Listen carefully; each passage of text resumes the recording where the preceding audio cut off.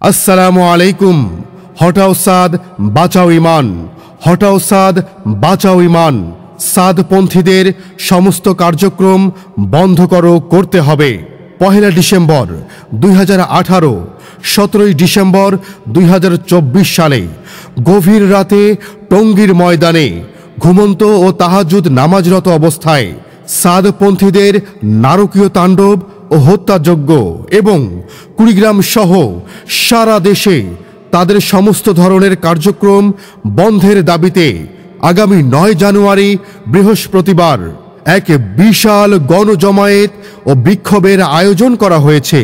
স্থান জজকোর্ট সংলগ্ন ঈদগাহ মাঠ। সময় সকাল 10 ঘটিকা। উক্ত সম্মেলন সফল করার জন্য সর্বস্তরের মুসলমানদেরকে আহ্বান জানানো হলো। আয়োজনে সর্বস্তরের ওলামায়ে কেরাম, তাবলিগ জামাতের সাথী ও তাওহীদি জনতা, ওলামায়ে দেওবন্দের ফতোয়া, সাদপন্থীরা গোমরা।